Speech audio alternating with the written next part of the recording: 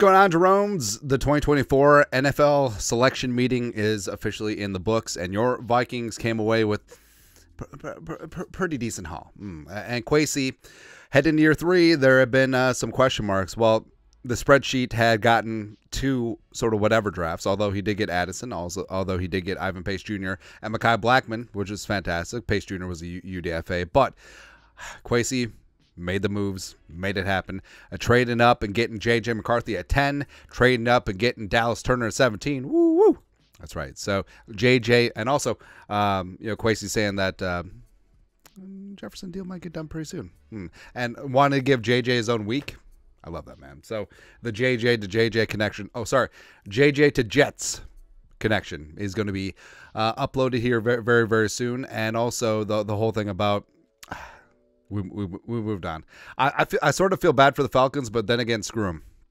That's all, man. That's all. But Kwesi did indeed cook in this draft, and he did it with some truncated draft capital. So the Vikings, through various trades, ended up with zero goose egg D'Angelo Russell day 2 selections, just like as they are of right now in 2025, although they're projected to have a 3rd-round pick in comps. But McCarthy, you got your quarterback, you got your talisman, you got your QB of the future.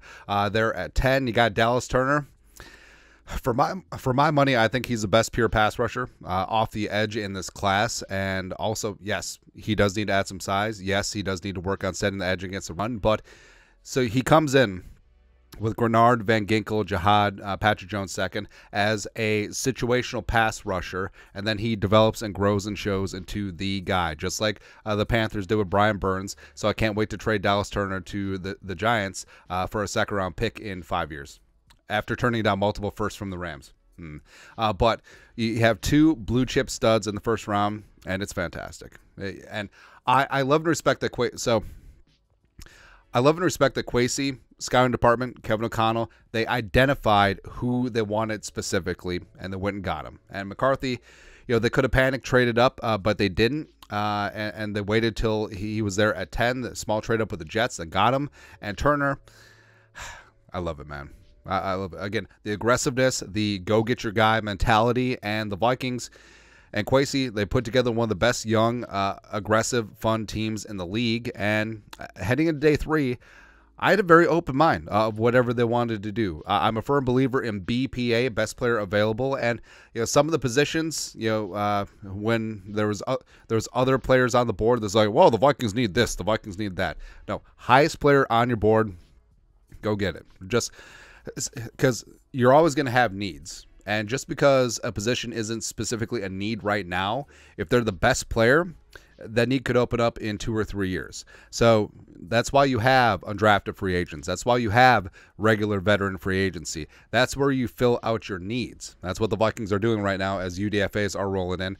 We'll do up a UDFA video once it's completely solidified, but looking pretty damn good so far. So day 3, Kyrie Jackson, long story longer. Absolutely rare size, 6'4", $194. And so I've said my piece about Jackson. Yeah, you do wonder with the age, you do wonder with the hips, you do wonder with the raw technique. But I mean, if Brian Flores says he's the guy, he's the freaking guy. And so it's funny. So with Jackson and Rouse, we said a couple things. Number 1, we thought maybe Jackson kicks inside as like a Metellus linebacker hybrid role, and then they're just like, nah, he's gonna play on the outside. I guess we'll find out. Walter Rouse. So again, the Vikings had more pressing interior offensive line needs, yes, but Rouse as a swing tackle project, I think that he does check a lot of boxes. He's got NFL size.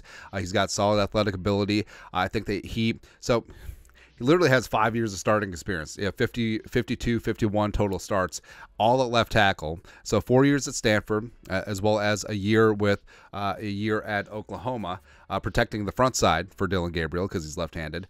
And Rouse, he's got great size. He's got great frame. He looks the part.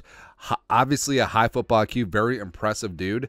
And Kwesi's already talked about kicking him inside, where I think that he is going to be a tackle-only guy. I just don't think that he plays low enough with enough leverage to be able to do the damn thing inside. Plus, it really kind of is like Oli Udoh, where Oli, prototypical right tackle frame, long arms, and I feel like his arm length worked against him. because low man wins, close man wins inside, and I feel like it could be the same with Rouse. Now, as we say this, maybe Rouse kicks inside and becomes Roger Saffold and becomes one of the best guards in the NFL. I will accept that. And also, my reservations about Jackson. So it's like we say in the draft process. You can have your thoughts about players, but once he's on your team, and he's a future Hall of Famer. And like I said with Jackson, he's super raw. He stepped away from football because he was trying to be a professional video game player. So I think that it is fair to question the dedication to the game.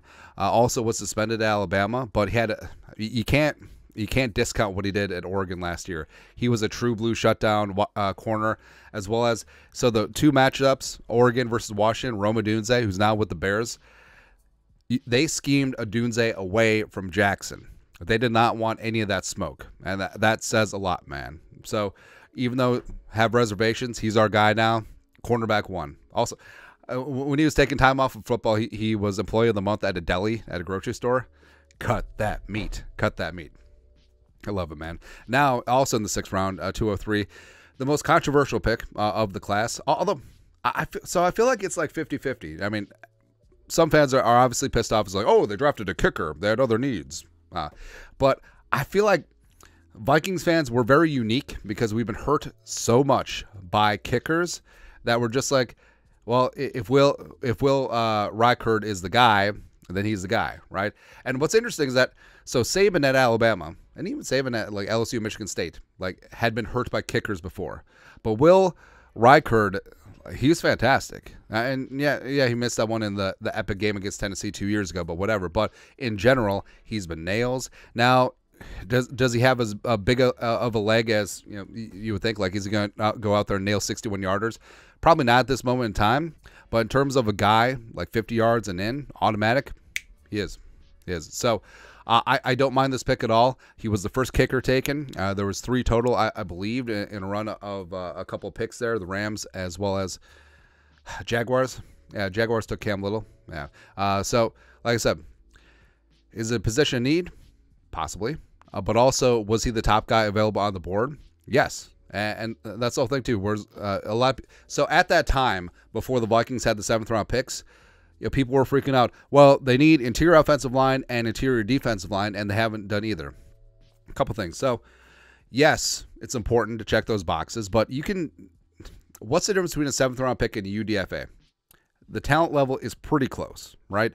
So with UDFAs, you can specifically pick who you're going to get, and obviously you can with draft picks as well, but also take the best player on the board and then sort things out with undrafted free agents, because it's very unlikely that a 7th round pick is going to come in the trenches and just start immediately, right? It's very unlikely. I feel like the likelihood is the same with the UDFA as it is a 7th round pick. Just ask Ivan Pace Jr., right? But the Vikings did eventually check those boxes. Michael Juergens from Wake Forest, super senior, played center and then played some left guard last year. He was PFF's #1 graded run blocking guard, #4 overall guard in college football, and he's a guy where a little bit unheralded. Doesn't really blow you away physically, but I think that he, in terms of like a meat and potatoes offensive lineman, I think that he could work his way up. Then maybe eventually he takes over at center for Bradbury. Who knows?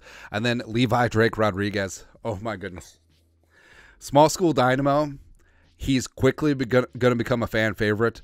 All heart, all hustle, all Rudy, all everything, man. And productive at small school. Texas A&M Commerce was great in the FCS Bowl and the Tropical Bowl and the postseason smaller all-star games, and he's going to be a unique guy. He's going to put in the work, and I'm hoping for the best. And now, obviously, the comps to John Randall went to Texas A&M Kingsville. Yes. Now, is he closer to John Randall, or is he closer to like Hercules Mata-Afa and Jalen Twyman? Time will tell, but he's going to be a very, very easy guy to root for. But overall, like I said, the crown jewels of this class with McCarthy and Turner, I absolutely love it. I love the aggressiveness. I understand Jackson. I get Rouse. Reichard, I think, ruffled some feathers. But, I mean, if he's the guy, it's bad to draft bad kickers. It's good to draft good kickers. especially like when you're supposed to draft a kicker, 6th, 7th round. It's perfect. That's it, man. But overall, in terms of Kwesi's draft, 2022, not very good. 2023, very much improved, with Addison Blackman and then picking up Pace Jr. as a UDFA. This year, I kind of like it. I kind of like it a lot. This is one of those drafts where, say Rouse turns into a swing tackle and then eventually perhaps takes over for O'Neal at right tackle. Say Riker turns into a nail driver at kicker. Say Juergens eventually takes over for Bradbury. Say that LDR, Levi Drake Rodriguez, works his way as a rotational pass rusher, as well as Kyrie Jackson pans out on that potential even at an advanced age, and Turner turns into one of the best pass rushers in the game, and McCarthy turns into that dude. This could be a draft class that completely flips the script in terms of franchise history. Just a true inflection point. It's like, oh, there we go. Also, long story longer, we hit our goal of 2,200 for every meal. So thank you everyone who donated this month. The Snapchats, the live chats. I mean, it was a ton of fun on Thursday night. Sorry I had to cut things short on Friday, but again, it's one of our favorite things to do. It's so exciting. The draft and the future of the franchise, as well as being able to give back. So again, humbly, thank you very much from the bottom of my heart, everyone who contributed this month. Anyways, that's it. Take a look at the Vikings 2024 draft. Those are your thoughts on our thoughts in the comment section below. Subscribe for daily Vikings takes. Want to support the work? Put a little something in the Venmo. But till next time, Skol, production value.